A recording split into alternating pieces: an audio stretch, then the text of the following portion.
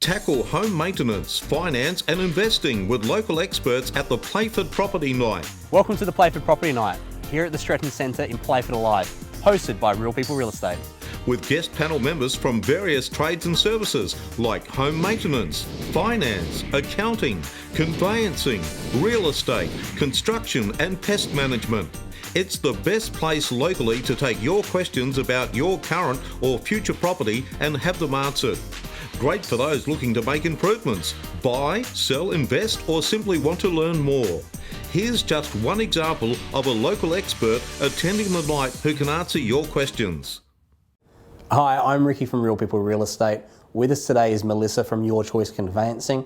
We're going to be talking with Melissa about conveyancing. So Melissa, what does a conveyancer do?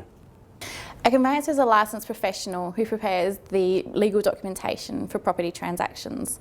We liaise with all the parties involved, so we liaise with the other conveyancers, with the agent, the councils, mortgage brokers, lenders. We make sure that everything goes through smoothly. So there's a number of transactions we can act for, and these include if you're buying or selling real estate, both privately or through a real estate agent.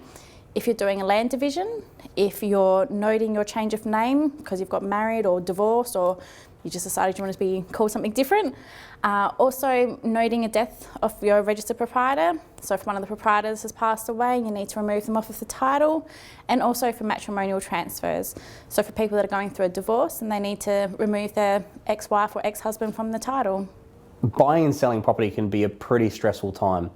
And quite often I would assume most people think that any conveyancer could get the job done. What makes each conveyancer different? At the end of the day, all of the conveyancers are there to do the same job. We're there to get your settlement through. But just because you find somebody that's cheapest doesn't necessarily mean that they're going to be the best. What you're about to go through is a pretty large financial decision, quite possibly the largest you'll make for your lifetime. So you want to work with somebody who you feel you can trust, who you feel comfortable with. You want somebody that's organised, that can meet the deadlines for finance, special conditions, and not be in a rush at the end, telling you the day before settlement that I need $40,000 in my trust account. It's not really going to work, and it just adds extra stress onto you. You want somebody that you can trust, who's going to do the right thing for you, not just for themselves or for their business. And you want somebody that's going to communicate. You want to know what's going on. You want to be kept in the loop. So does your lenders and the brokers. So you want somebody that's got great communication skills. Now, I know every state has its own rules and processes for selling and renting property. Is this similar for conveyancing? And if so, how could this affect someone? The process is definitely very similar for everywhere in Australia. You enter a contract and you proceed through to the settlement date. Every contract, you have the option of having special conditions. Some do get waived, some are included. An example is your pest and building reports. In South Australia, it's not overly common. However, the agents do encourage you to do it during your cooling off period, whereas some of the other states will include that as a special condition of their contract. Also, searches is something that here in South Australia, you do get a copy of that with your cooling off documentation.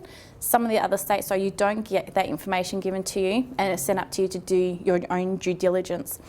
However, at the end of the day, to meet the settlement, the procedure is pretty similar Australia-wide.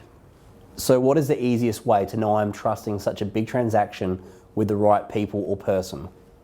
My best piece of advice for this one would definitely be to give the conveyancer a call and have a chat with them over the phone. You want to deal with somebody that you feel comfortable with and that you feel knows what they are doing.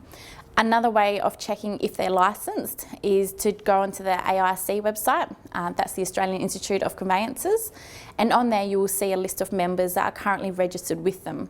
Now, not all registered conveyancers will be with them as a membership, however it gives you a good idea as to if they do have that listing with them, and if they do, you know that they're undertaking their training and so forth to keep their knowledge up to date.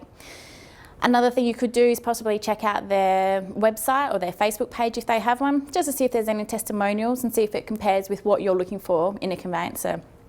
And at the end of the day, the earlier you engage them as your conveyancer, the better for you, because they can help guide you through all of the steps and make sure that your contract is perfect, your cooling off rights are explained, and just to give you that peace of mind as you're going through the settlement process. Well, that was a lot of useful information there, Melissa. Hopefully everyone knows a little bit more about conveyancing after that. If you need to get a hold of myself or Melissa, our details will be at the end of this clip.